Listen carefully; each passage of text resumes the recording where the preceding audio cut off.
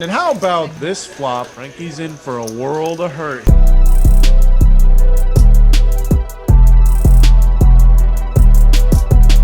We're back here on a Sunday night playing a live stream 1-3 session. We get into some 3-bets, maybe even a few 4-bet bluffs. Pots get crazy. You're not going to want to miss this one. And one of our next gen poker team members loses it all in the first hour and has to build back. You're not going to want to miss this one. Okay, let's go. Welcome to our Sunday night live show. Here I am, +2 with Jack 10 of diamonds, my favorite hand. I make it $12 to go. We see a call from the cutoff and a call from the big blind, going off to a flop, which comes 6 queen ace. So we flop a absolute monster draw. I bet $20 and you see both of them picked up a piece of this board. They both make the call. Going off to the turn card, which is an absolute brick, the 2 of clubs. What do I do here? I fire again for pot, $100, setting the tone for the evening, and they both fold this time with their pair of 6s off to a hot start. What a move by Frankie. Nice play, brother. First hand for me, we got 6-5 hearts in the +3 position. We see the crazy man dance limp. I opened it up to $15. Andrew calls in the hijack. He gets real involved in this session. We get in plenty of hands, so stick around. And Dance makes a call as well. 3 ways. Comes Jack 6-4, 2 diamonds in a club. We got middle pair. When it checks to me, I decide to bet here for $15 again. I want to deny equity from any random 2 cards, just like Dance's 10-9. Andrew makes a call with 7-6. He's got us dominated, little do I know. The turn is the 9 of spades. I decide to continue betting here for $55 as a semi-bluff. I think sometimes I can get worse hands to call, like flush draws or some straight draws. I can also get folds out of some better hands in mind, exactly like Andrew 6-7. So I bet $55 here. I see Andrew talking to himself, which makes me think he is on some sort of draw. He eventually talks himself into making the call, and we're off to a river, which comes the 10 of clubs. All in all, I think this is a really bad card for my overall range. A lot of his drawing hands, like queen 10 or some sort of flush draw with a 10, just got there and is now currently beating me. So I decide to check this river, hoping to get the showdown, and he checks it back. Chop this one up. Chop it up, Jack. First hand for me, we've got Jack 10 offsuit in middle position. I open it up to $10. We see Girth. Yes, that's his name. He calls in the hijack. Dance calls on the button. We're going 3 ways out of position to a flop of 5-7-10 with 2 diamonds. We flop top pair, but as you guys can see, we are in big trouble. I obviously do not know that, and c-bet $25 on this dynamic board. Only Girth makes the call. The turn is a bad card in the 4 of diamonds, but little do I know, it is my savior card.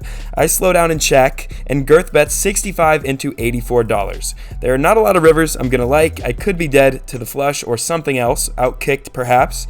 So I make the fold, and we were correct. Thank God the front door flush got there. Very special announcement, ladies and gentlemen. In honor of us hitting 50,000 subscribers, we are bringing and launching a brand new element to our channel and brand. We are launching a Discord. If you don't know what Discord is, it's basically a chat, text, and voice platform for communities to come together and engage on a consistent basis. Our emails, our Instagram DMs, they all get flooded with questions from you guys about poker, hand histories, college life, where we're going next, and we love it. But it's been lately getting kind of hard to respond to all of you, so we figured making a Discord would be a great way where we can all come together and chat like 24/7 about whatever. This will be done through our YouTube memberships platform, which we are so excited to be launching. All members are going to get access to this private Discord along with some pretty cool perks. Higher tiered members receive huge discounts on merchandise in addition to being shouted out in all of our videos, which is pretty cool. All you have to do is click the join button on our profile page and it'll tell you how to become a next gen member. Now, I want to make it extremely and abundantly clear. Every single penny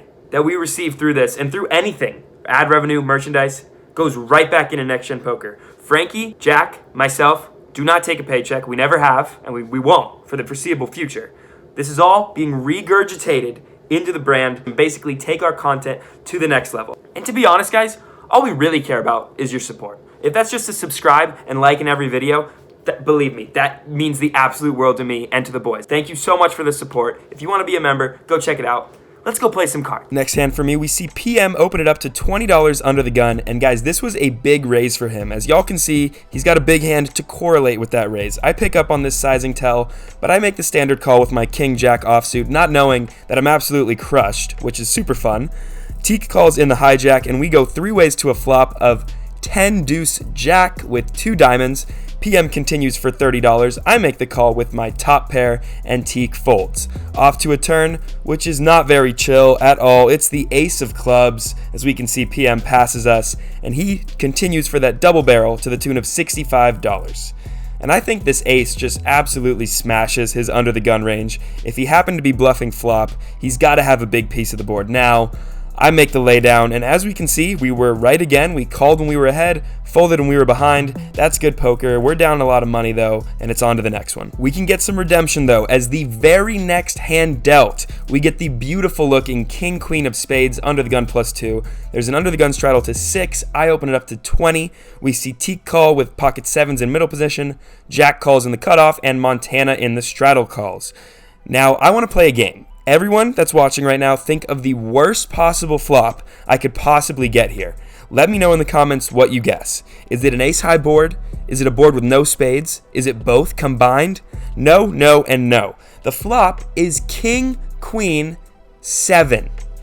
In the moment, I am so happy. Multi-way, I've absolutely smashed this flop. I bet $60, and Teak, naturally, says that is not enough and raises to $150. It folds back to me. I'm still thinking of Vegas and the Mirage. Believe me, there's tons of draws to be bad here. We've got an amazing hand. Let's happily play for all the marbles and win this hand. I ship it all in for $366 total. Why? And Teak obviously calls. There's over 800 in the pot, and to be honest, guys, I'm loving life. The turn is the 3 of clubs, not super great, as I think, and the river's a deuce. As you guys know, you know how this story ends. We get absolutely felted.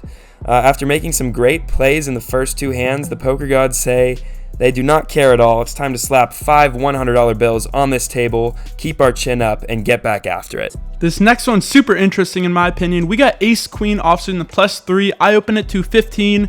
Andrew makes a call and Montana makes a call on the button. The flop comes 9 king jack with 2 hearts and a spade. I decide to bet out here for $20. This board is pretty good for my range. Andrew makes a call with his pair and a gutter, and Montana folds off to a turn. We bink it. It's the ace of clubs immediately getting there with top pair. Feeling good, and now I want to act like I'm a bit scared of that card. I decide to check, hoping that Andrew is going to take a stab at it. He does. He bets $50 here. The trap is being set. I make the call for $50, and we're off to a river, and it is an interesting one. The ace of hearts. We got trips with the best kicker possible. However, the heart draw did just get there. I decide to check it to him. Hopefully he will stab once more. He does. He takes a bait and bets $200, about a pot-sized bet. I think it over for a little bit, and I definitely can't fold, but I don't think my hand is strong enough to raise considering the draw did get there.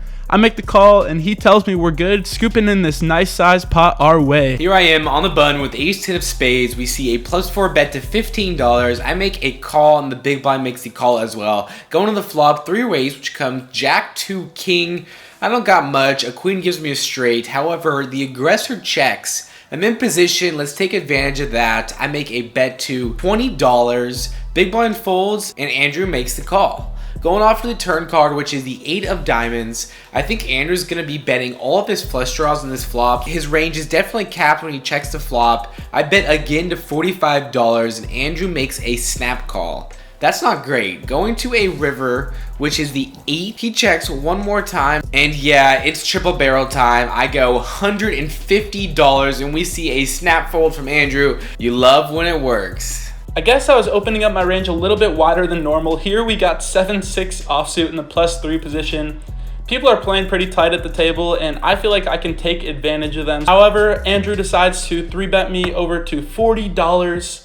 Montana makes the flat call with his ace queen, and it folds back around to me. I know Andrew is 3-betting me extremely wide. However, I don't know in the moment that he has aces. My hand definitely is not good enough to call and play a pot out of position with. I think that this is a great opportunity to take advantage of the fact there have been no 4-bets at this table yet. With all the dead money out there, there's quite a bit I can steal with a little sneaky 4-bet here, so I go for it, try to pick a spot, and I 4-bet to $135. Right away, Andrew stacks his chips and ships them all in there. Montana gets out of the way, and it's on to me.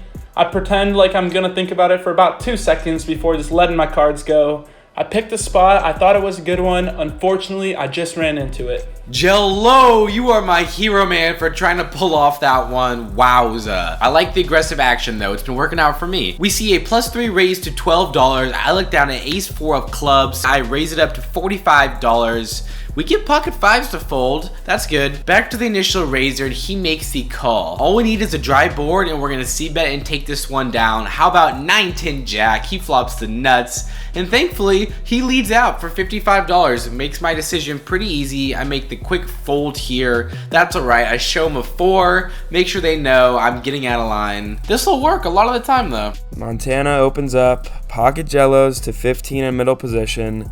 We call with ace 5 of spades in the cutoff, wearing our hoodie this time because we are sad, we're down $500, and we want to shield ourselves from this cruel, cruel world. Dance calls in the big blind, off to a flop 3 ways in position, which is good, but as you guys can put on par with this session, it's not good. It's ace 9 jack, rainbow with a spade. Or is he going to lose piles in this one? Couldn't agree more, Greg. Whip-de-doo. Montana c-bets for 25. We have top pair, backdoor nut flush draw. We're having fun. Even though I've just been screwed again, I make the call, and Dance folds. The turn, I will say, it brings our chances up from 6% to 21% equity with the 3 of spades. The perfect card, however, for Montana to get more and more money from my pocket. He bets $50. I can't go anywhere. I make the call. The poker gods have tortured me all day. Will the torture continue? No, sir. How about the nuts? The stone cold cojones, the king of spades, and better yet, he bets the entire size of this pot, $200. Am I dreaming? Someone pinch me. We've got one play, guys. One play only. I ship it all in. He goes into the tank and makes the call. We scoop an almost $1,000 pot and make all of our money back this session. Never give up. Don't stop believing. Insert motivational quote here. I love poker. You'd think I would learn my lesson playing a little too loose the first time. I didn't, though. I'm in the cutoff, and I got 9-4 offsuit. In my opinion, though, I think this might be an open with any 2 cards. Here's my reasoning why. We have the tightest player on the button and 2 of the loosest players in the blinds. So I think I can open here and take the aggressive route with pretty much any 2 cards. PM makes a call with king, queen of spades. Off to a board, it comes about as good as I could ask for with 9-4.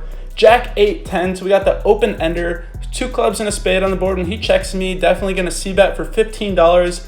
He makes a call with his better open-ended straight draw. Turn brings along the 10 of diamonds and pairs the board. When he checks to me again, he's got something like an 8. I think I can put that under a lot of pressure and lower pocket pairs as well. So I bet $45, and he looks really uncomfortable. If you watch him here deciding whether to call or not, he's flicking his cards in his hand. I did notice he did that when he was real weak. So I'm pretty much deciding I'm going to make a big bet on almost any river card. He makes a call for $45. The river brings along the 10 of clubs. The flush draw gets there. However, now any jack or 8 has a full house as well.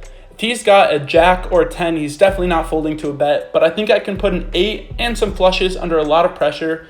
So when he checks to me, I can't win with 9 high like I said before. Let's go for it. I bet $125. He tells me good bet and mucks his cards. Glad to get this one through and actually make a little bit of money from it.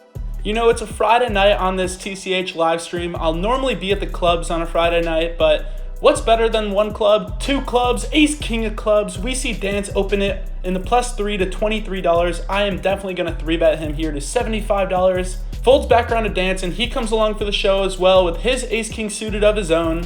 Off to a board, and it comes 3 queen 7, all clubs. We nailed the nut flush. Just kidding, Dance hits the nut flush. It is all hearts out there.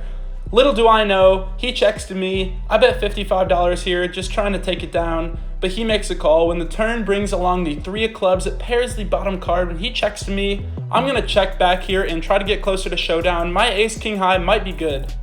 River is the 4 of diamonds, an absolute brick. He thinks about it for a while and leads out on this card for $125. This is such a tough spot. If I was watching the cards and knew what he had, this is an insta-fold. But sitting there, I just can't help but notice that I don't have a heart in my hand.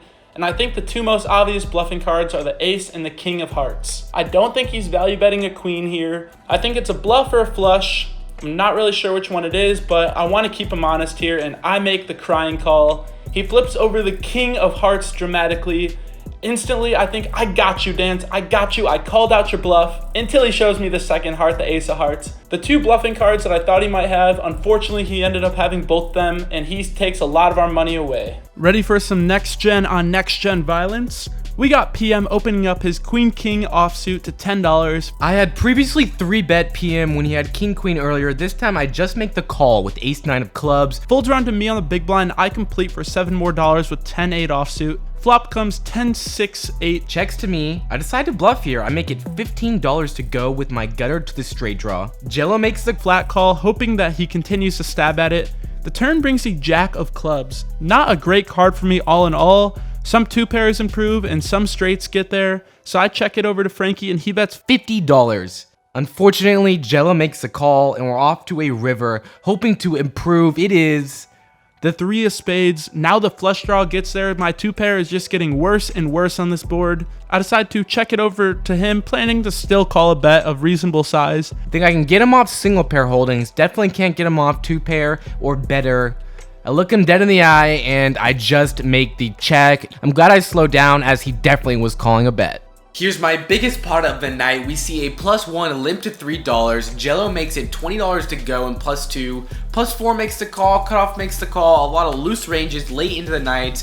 I've got Queen 10 offsuit. I make the call as well. Big blind calls, so we're going a ton of ways to a flop, which comes Queen, Queen, Jack. Button, and how about this flop? Frankie's in for a world of hurt here, baby. The funniest part about it is Andrew actually leads out for $80. I make the call here. I'm slow playing my trips, and now Mr. Dance himself goes all in for $1,000, 500 effective. All in for me. What do I do right now? Oh no, this is like, oh, I love this. I love this so much. As you guys can tell, I'm in agony. I know we can have a lot of worse queens here, but my hand's so good. My stack's not too big. I do make the call. We're looking for 1 card and 1 card only. We need a 10. And how about a 10 on the turn? How about Frankie just sucking out with a boat on the turn, bro? Wow, guys, we get so lucky in this one. Sorry about that one, Dance. He got a sweatshirt later on, which is super hype. Thank you for supporting the channel, being such a good sport about the hand. We're cool? Yeah, we're cool. Alright, yeah, here we go. Frankie, come on, baby. You said we're cool. We're good. All right, we are wrapping up the stream here. They tell us we got one last hold'em hand of the night. We see Dance under the gun, limp, King 5 suited. I'm in the +1 with Ace 5 suited. Definitely going to open this up to $16. Folds around to our buddy Bala. He's got Ace Queen suited here, having me dominated. He 3-bets to $60. Folds all the way back around to Dance, who makes the flat call for $60. A little confused what he could have, but I think my hand is a great 4-bet bluff candidate.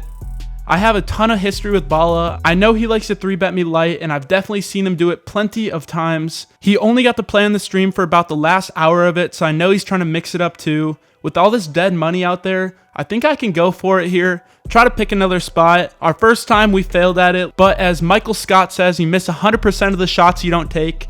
So I go for it here, a 4-bet bluff to $215. Now it's on Bala. He thinks about it for a while before ripping his whole stack in there for about $566 total. Dance quickly folds and it's back onto me. I need a count to determine my pot odds, but I'm pretty sure, again, I'm just going to have to let this one go. Almost $400 down the drain today in 4-bet bluffs. I get a count and decide it's not worth it. I let my hand go and we rack up our chips. Just wrapped up our session here. I was in for 600, out for 366, a loss of 234 on the night. I was in for 700, out for 1140. Nice pot at the end. In for $1,000, out for 1125, up 125 on the night. Make sure to subscribe. Like, Peace! peace.